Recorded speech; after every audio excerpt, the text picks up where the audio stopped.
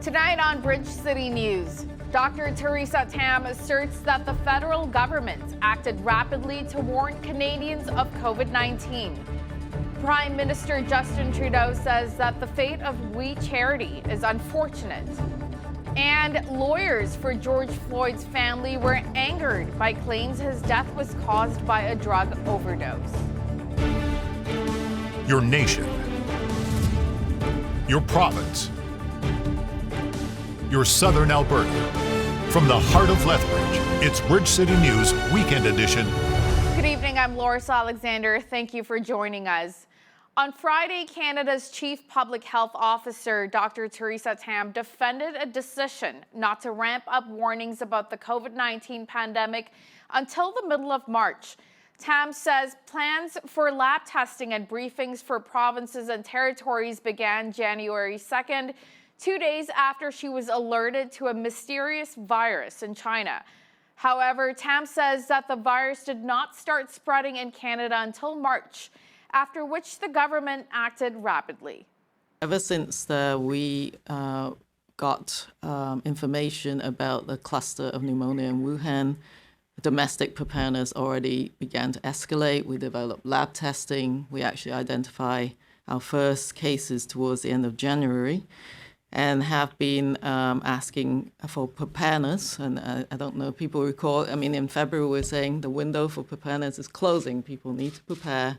We've been preparing with the provinces and territories. I think some of the risk assessments was at that moment in time, the domestic transmission was risk was deemed to be low. That doesn't mean that something wasn't happening outside of Canada, but we didn't have that many cases, nor did we have sort of extensive local transmission. So that was just referring to the local domestic risk for someone who doesn't have any risk factors. At the time, it was sort of moderate for people who may have underlying medical conditions, for example. So I think that's a sort of very short soundbite of the bigger risk assessment. But that was the origin of how we position the risk at that moment in time. But as we've seen with this pandemic, things change very rapidly. Prime Minister Justin Trudeau says the outcome of his government's attempted partnership with We Charity is unfortunate, but maintains there was no conflict of interest involved. We Charity announced this week it is closing its Canadian operations citing COVID-19 and the fallout from the controversy. From the beginning of this pandemic, we made a decision to move quickly to support Canadians. We broke bureaucratic records in getting the Canada Emergency Response Benefit out to Canadians who needed it in record time. We moved forward with the wage subsidy to help businesses keep people on their workforce, on the payroll, even though we had an almost total shutdown of the economy. We moved forward on initiatives to support seniors, to support Canadians with disabilities, to help out in particular sectors. And yes, we moved very quickly to try and support young people with a range of different measures. What we tried to do with the Canada Student Grant was encourage young people to volunteer in communities across this country as they were and give them recognition for that. And in order to do that, we moved rapidly with a partner that we felt was able to actually deliver it. Obviously, the way it ended up working out was really unfortunate for everyone involved, particularly for the students who didn't get those grants over the course of the summer for the volunteer work and the community work they were doing in the summer. As I've said, I regret not having recused myself in the beginning because of the perception involved, but there was no conflict of interest here. Prosecutors in the case of 4 former Minneapolis officers charged in George Floyd's death told a judge Friday the men should face trial together. Lawyers for Floyd's family were angered by claims his death was caused by a drug overdose. I want to be clear about this. The only overdose that killed George Floyd was an overdose of excessive force and racism by the Minnesota Indianapolis Police Department. And I'm angry. After what I heard in that courtroom, it's unbelievable. Because where I'm from, and I know where some of y'all from, if it was one of us that killed the other person, it wouldn't be no hearing. The father of former Humboldt Bronco Logan Boulay posted a message on social media recently thanking Saskatchewan for bringing forth the province's first ever online organ and tissue registry. The Green Shirt Day organizer spoke about how proud he is of Saskatchewan for being proactive in order to help save lives. I just like to thank you to the people of Saskatchewan, the government of Saskatchewan, for their forward thinking, and it's not catching up, it's just thank you. And the fact that because people of Saskatchewan now are registering, it's awesome. Because before it was a red sticker, a heart on your driver's license. You got your license renewed, they gave you a sticker, you put on your license, and you hope like heck that if you're in a crash, they could find your wallet. But we didn't get Logan's wallet till about 2 weeks after the crash. So if that had been the case, it wouldn't have worked. So the fact that they've gone online and they're allowing Saskatchewan people to register, and Saskatchewan people are registering to support the cause, it's awesome. A recent poll revealed that 90% of Canadians support organ donation, but only 23% have actually registered their intent to donate. After recent alleged child abduction attempts in Lethbridge and increased awareness of child trafficking around the world, a local MMA fighter is doing something to literally combat it. Lee Meehan, owner of the Canadian Martial Arts Centre, is organizing a free workshop for ages 4 and up to empower kids to prevent abduction.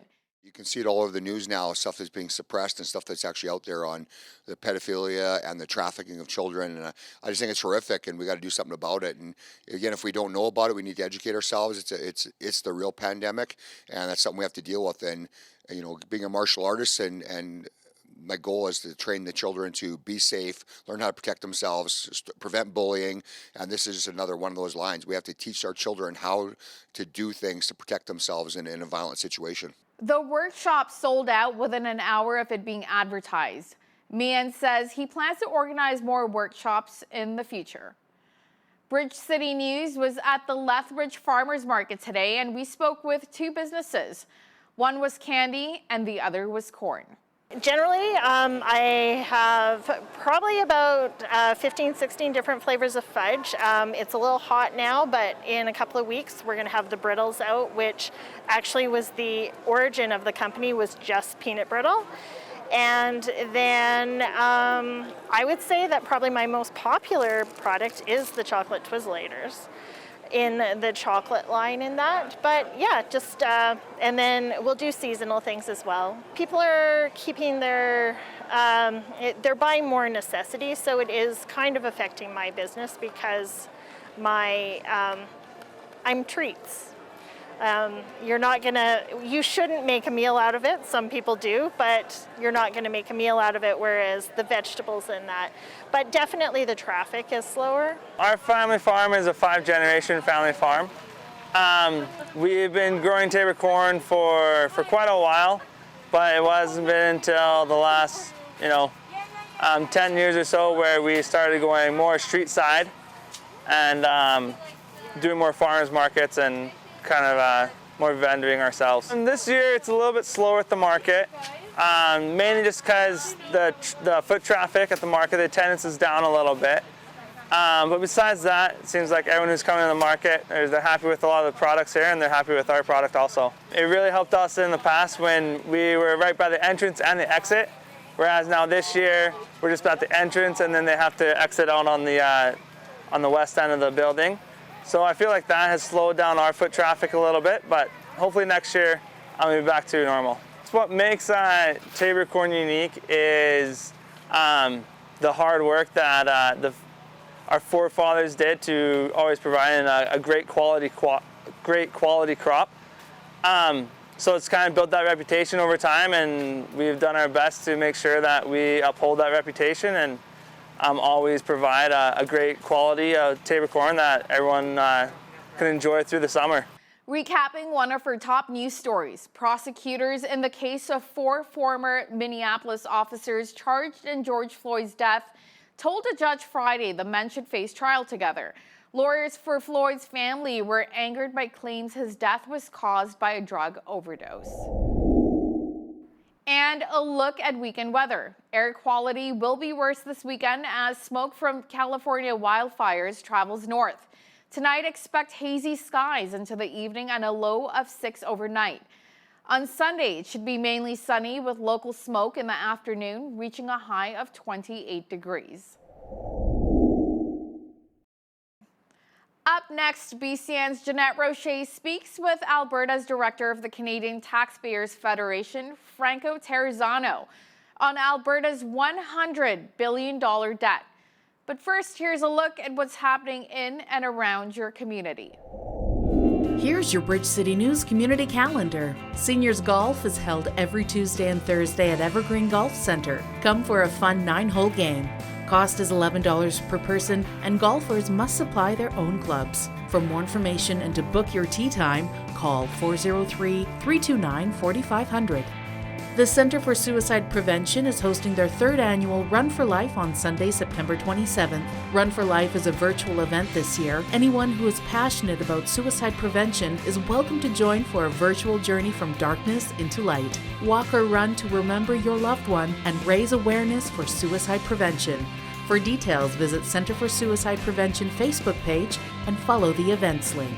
Get out and explore nature. The Helen Schiller Nature Center is offering guided 1-hour field trips for all ages. Visit lethbridge.ca/things to do. Click on Nature Center and follow the events page, where you'll find a list of featured tours that will introduce you to amazing plants and animals found right here in Lethbridge. Cost is $25. Book online for your tour today.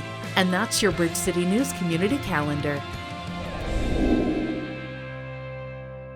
A new report by the Alberta government shows some damaging numbers when it comes to our economy. The province now sits on a debt of almost $100 billion.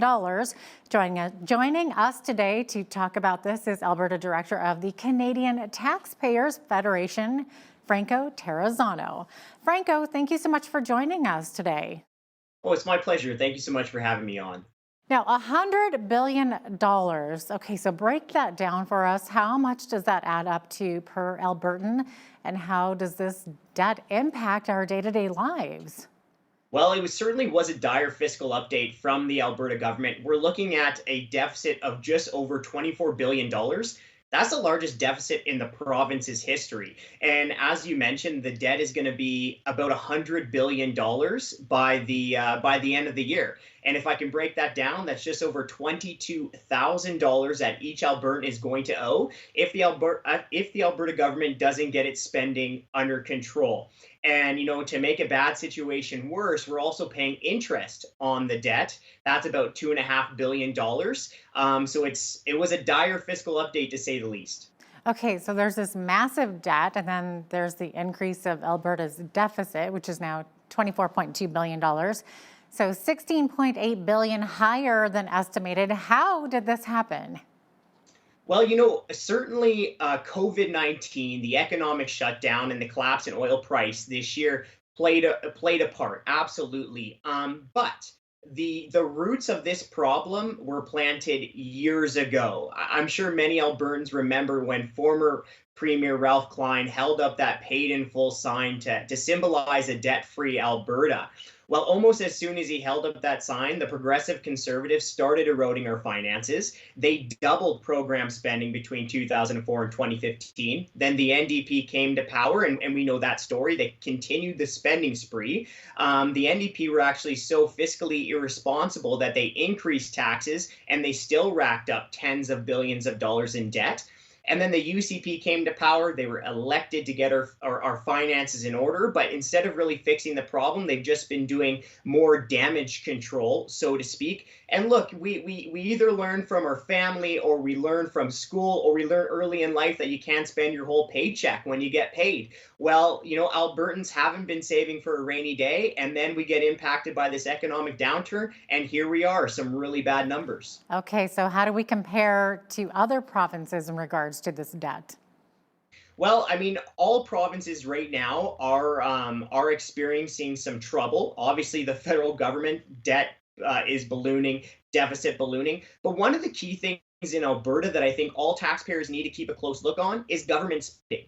And in Alberta, we are the biggest spending provincial government on a per person basis. We would actually spend $10 billion less every single year if our spending was in line with other large provinces. We're spending way too much. And to be frank, struggling taxpayers can't afford to keep paying for a high cost provincial government. Right. How much did the COVID-19 pandemic impact Alberta's businesses? Oh, it's certainly been impacting businesses.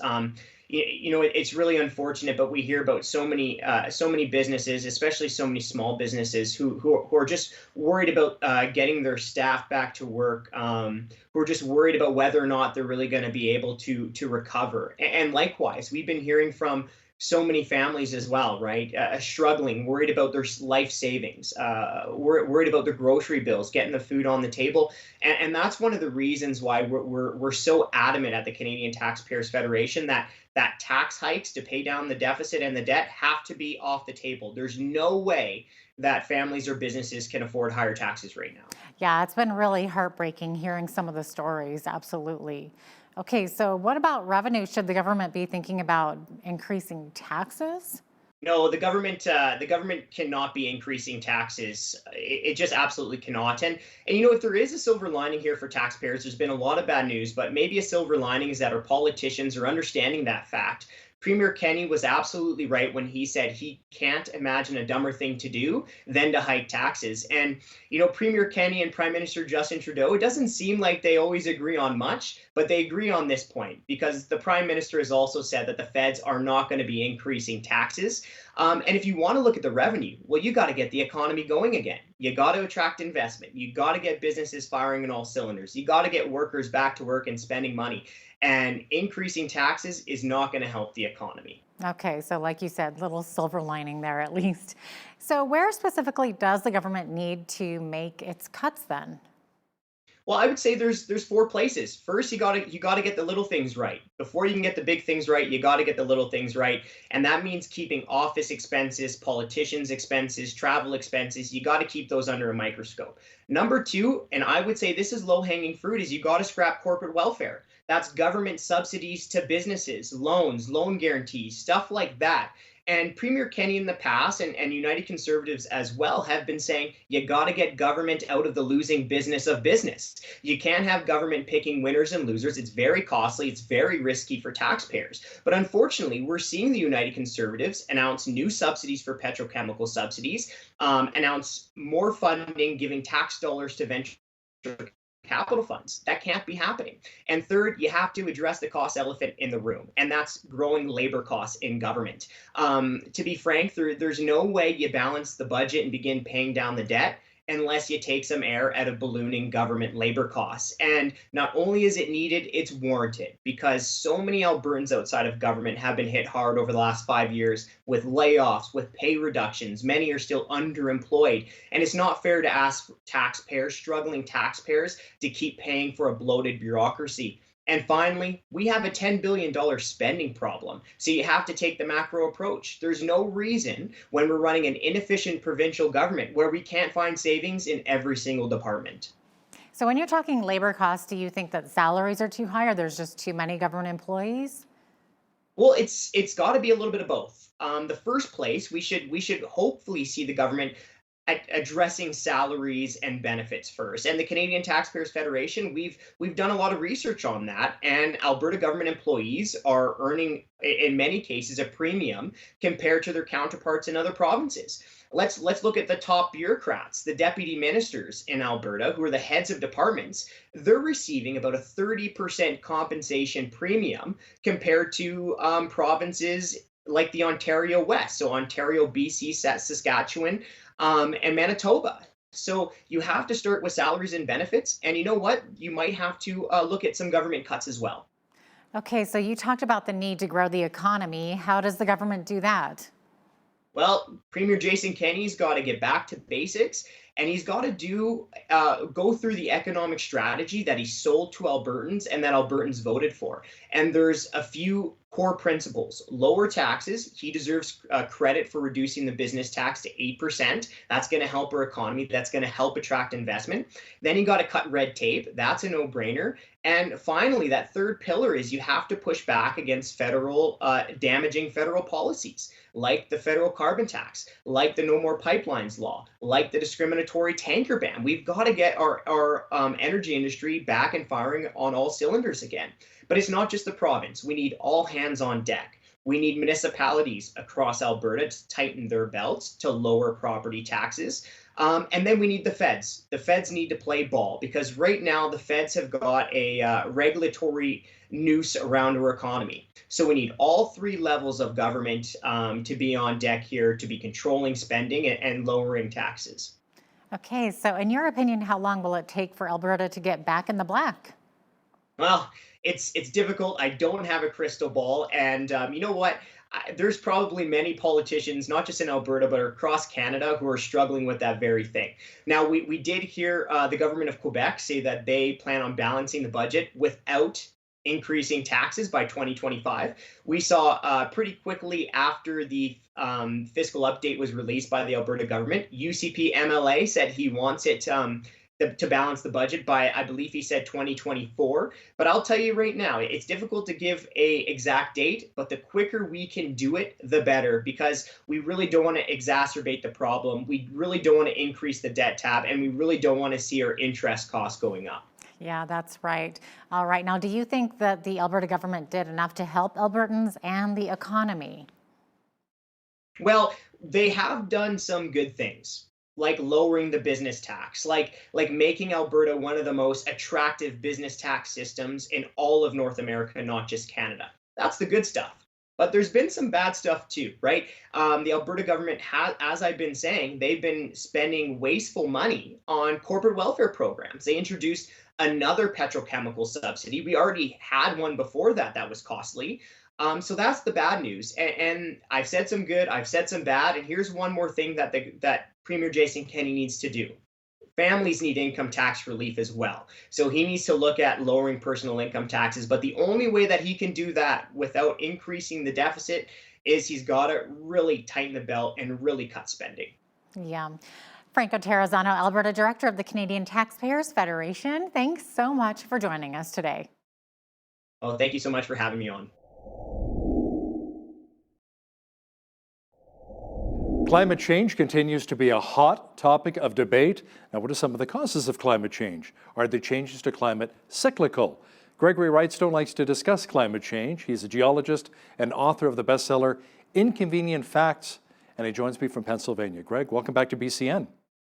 Oh, great to be back on with you again. It's we're right in the heart of the climate change alarm season now in the summer with hurricanes and fires. So.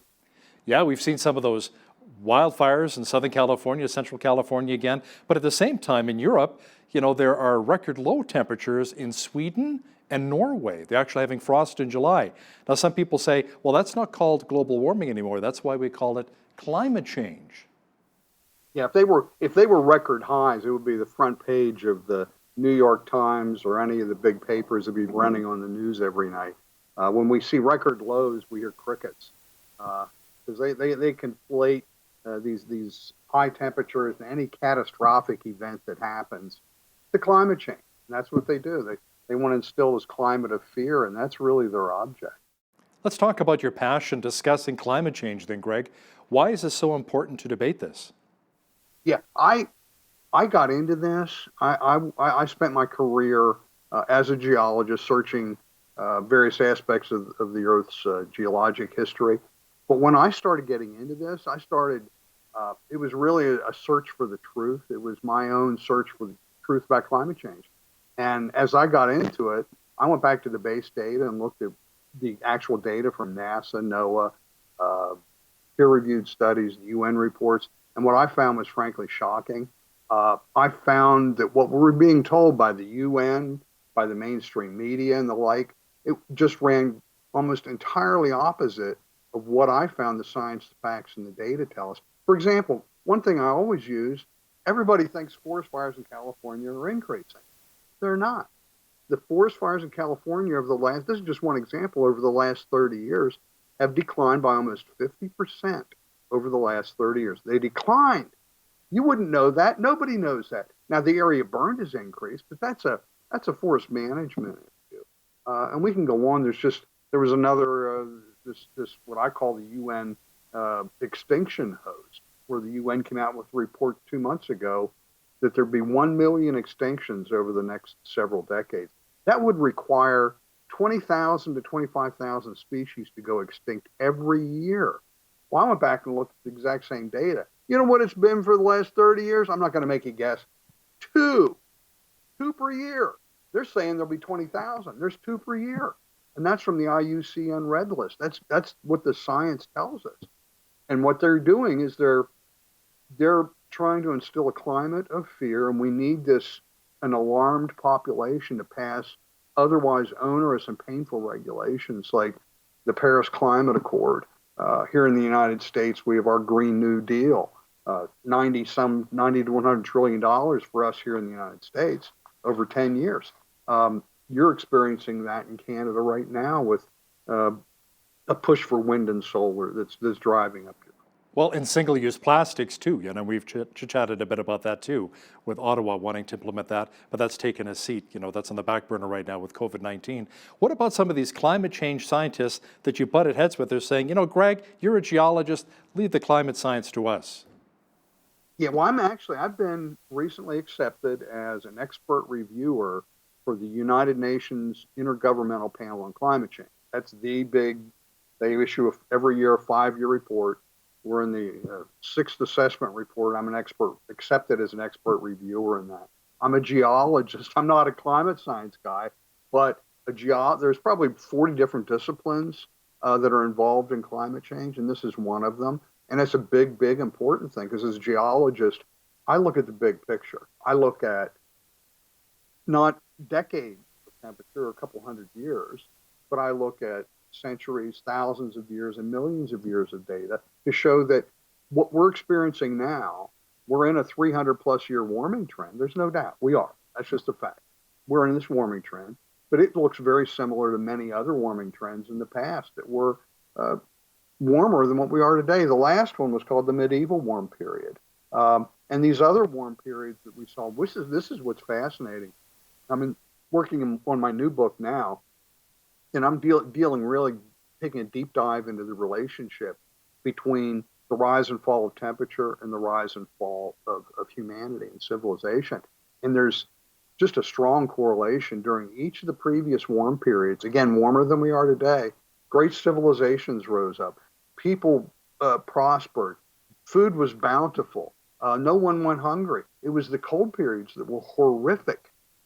Mass depopulation, starvation, famine.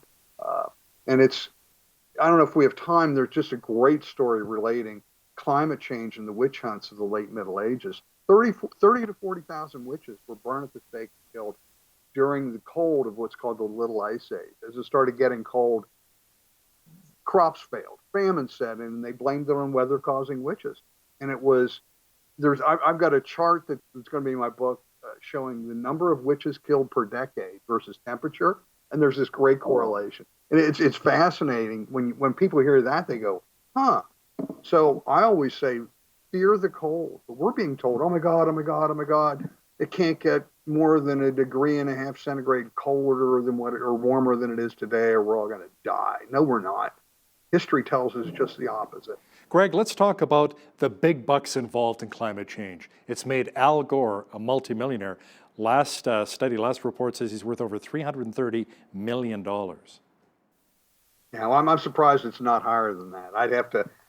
I am shocked that it's only $330 million. I don't get angry at Al Gore so much because he's not a scientist. He's used something to make money. It's the scientists that really make me angry that are using this to their own benefit, and frankly, in a lot of cases, lying to us.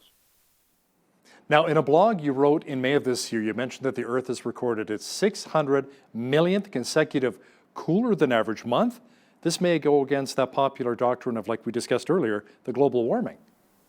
Oh, absolutely. What they're doing, they being the climate alarmists, are looking at, oh, we're warmer today than it's been in hundreds of years. Well, that's true. Because again, we're in a warming trend. Each decade should get a little bit warmer. But I look at the big picture, again, as a geologist, we're really in some of the coldest period of Earth's history. We're in these glacial periods. We happen to be in a warm, what's called an interglacial cycle between the glacial advances. And the next advance of glaciers is going to be horrific, and it will affect you in Canada the worst. When it comes, we know what happened the last time. Virtually all of Canada was under hundreds and thousands of feet of ice. And it's going to be bad. It's going to be really, really, really bad. Again, fear the cold. And it doesn't have to be an advance of the ice sheet, but just another cold period like the Little Ice Age I talked about with the witch hunts. During that period, it's estimated that 50% of the population of Iceland perished. A third of the entire population of the Earth perished. And if we look also, it's, again, I say this a lot, it's just opposite of what we're being told. We're being told that people are going to die when it gets warm. If we look at excessive deaths, at deaths related to temperature, we find that 15 to 20 times as many people die related to heat, related to cold as to heat. So 15 to 20 times as many people die cold-related deaths as they do heat-related deaths. So it only the common sense person would listen to that, see the data, and say, well, global warming will save lives. When these climate enthusiasts hear me saying that, their heads explode. But it's a fact. It's just a fact. How far back really should scientists go when comparing temperatures? We have to go, I think, at least 10,000 years, or even 2,000 years back to what I call the medieval warm period, to find that was warmer than it is today. The common sense person knows that in the Roman warm period, the previous one, the Romans were growing citrus in the north of England. During the medieval warm period, the Vikings in Greenland, there are still Vikings buried deeply in permafrost. And the other common sense thing people really understand, our glaciers are retreating right now. And they have been since the early 1800s.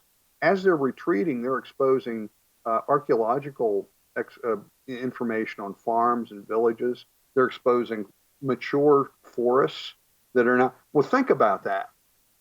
As this glacier is now retreating, we're seeing mature trees being exposed. It had to have been a lot warmer at that time. It's just common sense things like that that people get, and we can do it for many different things. But if you just look at the last 300 years, yeah, it's been warmer. But I'm a huge proponent of the many benefits of modest warming and increasing CO2. And my philosophy is that we should use all of Earth's resources for the betterment of mankind and do it as good stewards. And that's a great philosophy. So when it comes to climate change then, Greg, what part of it is really played by carbon dioxide? Well, carbon dioxide is increasing.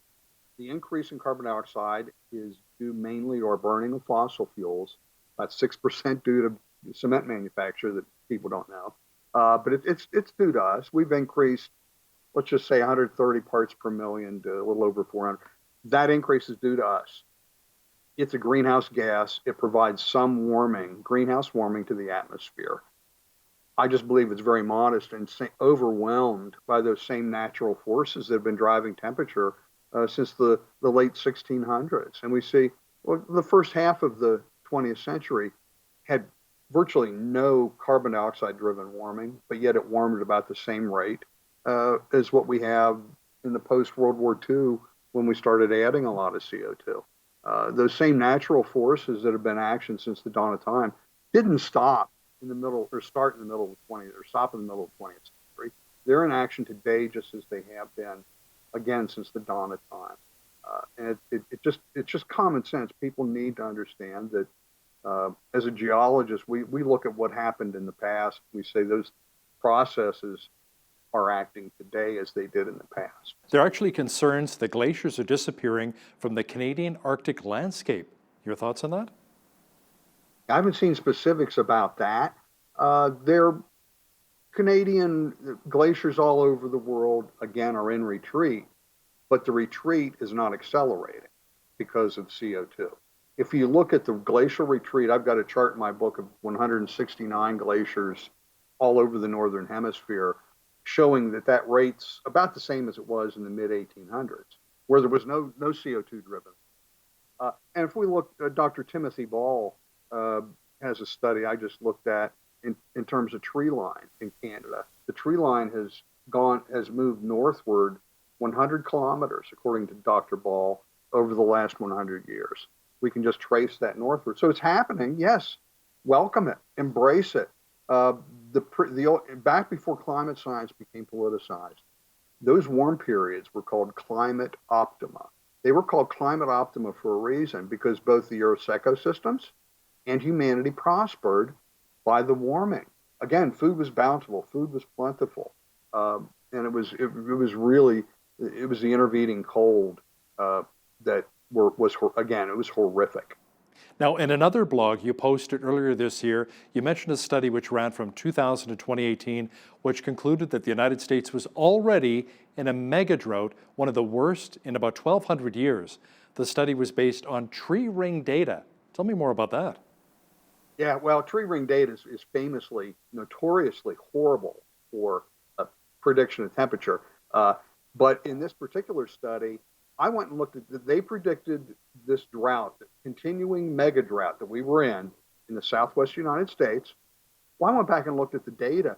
Right after their study was published in 2019, we had the lowest drought in the United States that they had ever recorded since they started recording it. So this mega drought, and they knew it. This data was available before they published that, yet they claimed that this mega drought was ongoing into 2019 and 2020. Yet we see the fewest acres in the United States in drought, and zero in the area they said where this mega drought was occurring. They can't. Again, it's a climate of fear. We need a frightened population, and we've got that. That these kids in our schools today are being taught that they're to blame, their parents are to blame, and we're all going to, mommy, daddy, what am I ever going to do? I don't know. People aren't having children because of this. And again, we're being silenced, people like me. I've had personal experience with that, with being silenced. I'm doing it right now. My local environmental advisory committee in my township I live in, it actually made a rule change to prevent me from getting on the committee. They were going to, yeah, and we're in the process right now. So they made that rule change to 40 years of charter of the township charter. They didn't want me, a science denier, and a radical pro-environment energy guy, to be on the committee. If I was a 28-year-old with a man bun and I thought the Earth was going to end in 12 years, man, they'd have me on that committee tomorrow. They couldn't get me on that committee fast enough. So what did I do? I immediately launched a Right to Know Freedom of Information Act request to the committee. And we're going to find out what they had to say. It'll be interesting to see the emails going back and forth between each of them, talking about, this is a science denier. We can't allow him on the committee. And he wants to do fracking and provide energy. We can't have that. So, that's just happening right now. Gregory Wrightstone, geologist and author of the bestseller Inconvenient Facts. Thanks a lot for joining us today from Pennsylvania. Thank you, Hal.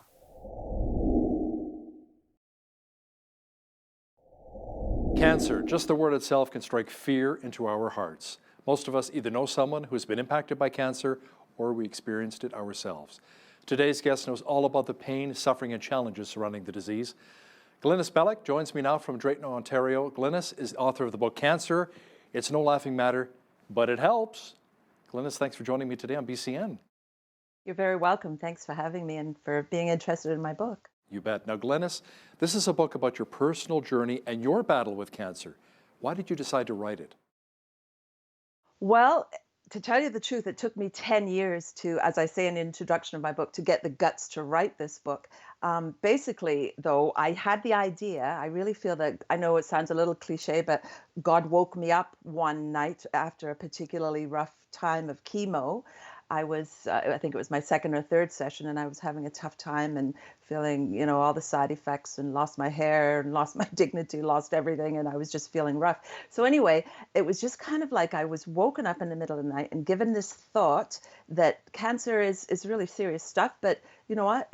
It's okay to laugh and find joy and have hope, and so this title kind of came to me, Cancer No Laughing Matter, but it helps. So I looked over at my husband to see if he was awake and hearing anything, but it was just something that I was kind of hearing in my heart, and I wrote it down. And so, but I had no desire to write a book about myself at that point. I was journaling, and I'm so glad I journaled and I kept those journals. I ended up writing a children's story called Mrs. B Has Cancer, because I was teaching at the time, and I was, they had so many questions. And so it was just kind of in response to that. But as far as writing my own book, I wasn't ready for that yet. So it did take me 10 years to get around to it. So how did you respond when the doctor first told you it was ovarian cancer? Yeah, good question. Probably two words come to mind: flabbergasted and gobsmacked, to name a few. Last thing I thought would happen to me. I wasn't in any pain. That was the funny thing. It was just, looking back now, I had symptoms of ovarian cancer because they're very vague and they're very sort of middle of, a woman's midlife and kind of all those funny symptoms. But I had lost a lot of weight. I was caring for my mom, and I was kind of running back and forth and up and down stairs and what have you. And I felt something in my abdomen. And so that took me to the doctor.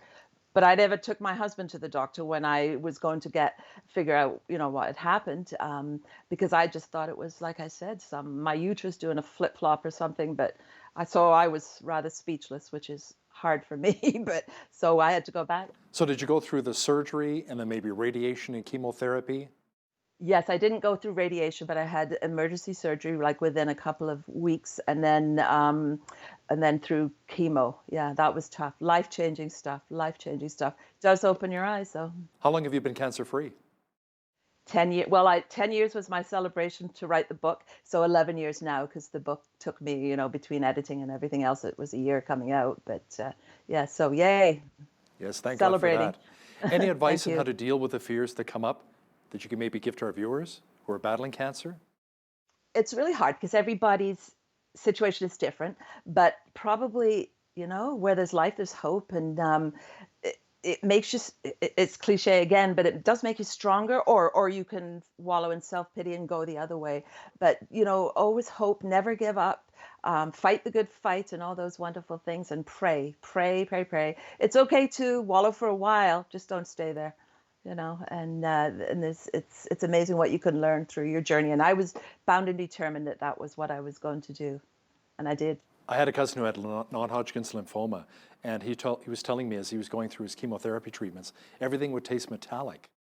And he lost his hair as well. Did any of that happen with you? Yeah, not so much the metallic. My appetite was incredible because I was on steroids. And it's like, oh my goodness. So I ate a lot, and but the doctors liked that, even though I didn't, because I was gaining a bit of weight at the process.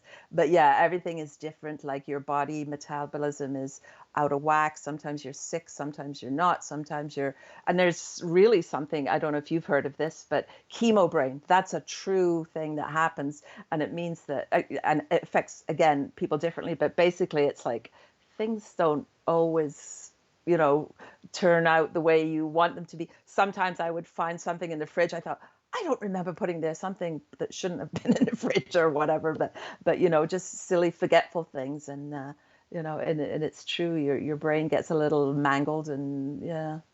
Now you say we have two choices each morning. Glynis, what are they? You can wallow in that self-pity, or you can put on your big girl stretchy pants and get going and say, okay, God, what's in it for me today?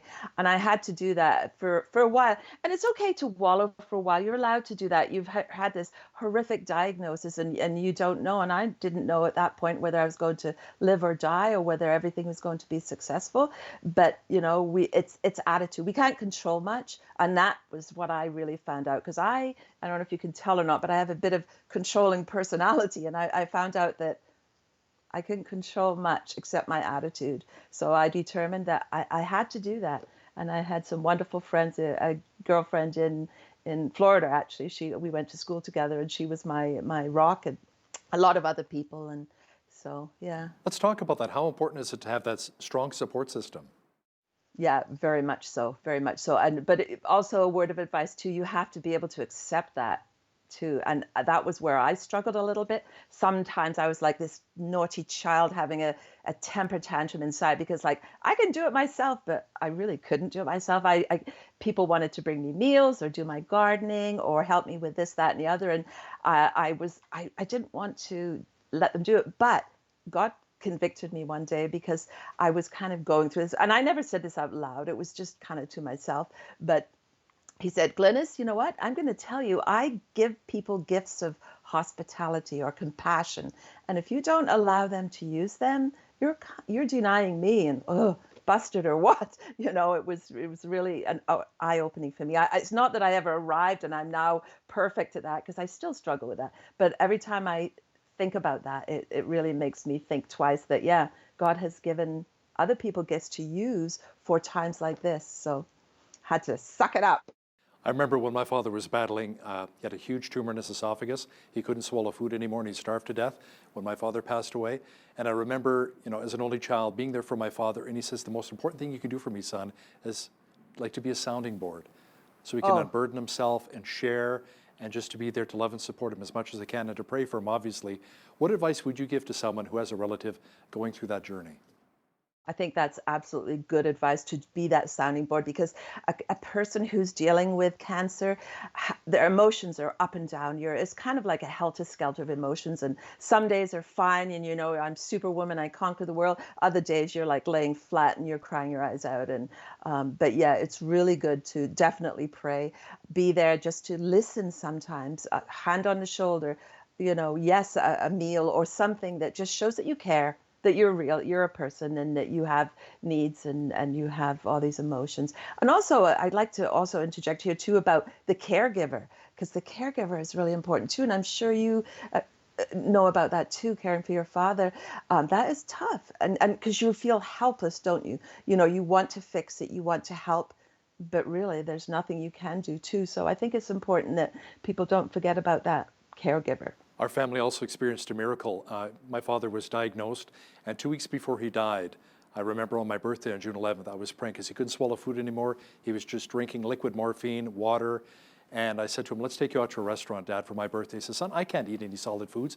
I said, trust me. And I prayed to our Heavenly Father, please allow my dad's esophagus to open up. That day, Glynis, he had a steak, potatoes, salad. He had tears rolling down his cheeks. I don't know how this is possible. How is this possible? And I said, I know how it's possible, Dad. And then he died 2 weeks later. That's amazing. We're serving an amazing God. Isn't it something? It was a miracle that day on my birthday. Now, in the title of your book, you talk about laughter being a big help. How is that so? And when I did that, I didn't want it to be disrespectful. And this is not a book filled with humor and laughter and making light of cancer. What it is, it's how I coped, and just different things, because you have to have a sense of humor. You have to, because there's just plain things that you have to laugh at. For instance, let me think of one now. When I was going for my bone scan, the clinician or the technician told me not to move.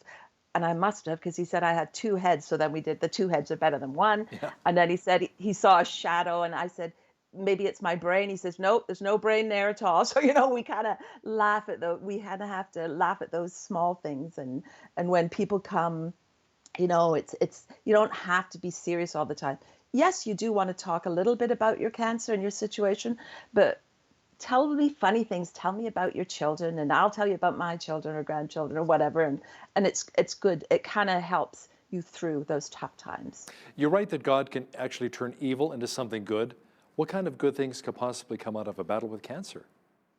Right. I know it's really hard. I will never say I'm glad I had cancer, but I'm grateful, because man, oh man, he brought a lot of people into my path that would never have been there before. And my favorite scripture verse was and is Psalm 46, verse 10, be still and know that I am God. And I always loved that. And I had it on my business cards. And when I saw it, I thought, oh, yes, great verse. I didn't know what that meant until I was hit by this 2x4 of cancer and realized what being still meant, and just the good things that he brought into my life, and made me slow down and appreciate things and know that I am not in control, and he's got this no matter what. If I was going to die, no, I didn't want to die, but he had it if it was. In my book, I also have stories in the last 2 chapters, I should say, from other people, friends and acquaintances, to tell their stories too, because I really wanted to share them. And my last chapter is actually dedicated to a writer friend of mine who was diagnosed with stage 4 pancreatic cancer, and she ended up dying before the book was published. But she wanted me to tell her story because she wanted to write it, but of course she couldn't. So I did a little bit. I honored her as much as I could. But I tell you, that phone call, that hour-long phone call to New Brunswick where she lived, eye-opening. She was ministering to me. Here I was, I was fine. She was dying from cancer, and she was giving me all these beautiful stories. And she told me, and I actually just wrote something about this today, watching for the small miracles, because we take so much for granted, don't we? And our day, even every breath we take, or just the different things that our hydro, our technology, all these things, and she said, look out for the small miracles. And I tried to do that. Thought that was really good advice. And count your blessings each and every day. Appreciate the smell of a rose, the hug of your child, a beautiful sunrise or a sunset, the taste of food, just all of that. But does cancer often also help you to think about eternity? Yes, it does. It does. I thought a lot about death, and I find myself watching videos too, and thinking and about it. But I wasn't. It was funny. I wasn't. I didn't want to die. I mean, I was just turning 52, and my daughter was just had her baby. I got to be with her 2 days before my surgery, and I was in the delivery room, and I didn't want to die, but I was also getting to the point. I kind of crossed over at one point where, okay, if I'm going to die, that's your will, Lord. I remember when I was going in for chemo different times, I would see these young mums or these young fellows that come in, and they had children, small children, and here I am, a grandma. No, I didn't want to die, but I had lived a life, a good life, and I had lots to be grateful for.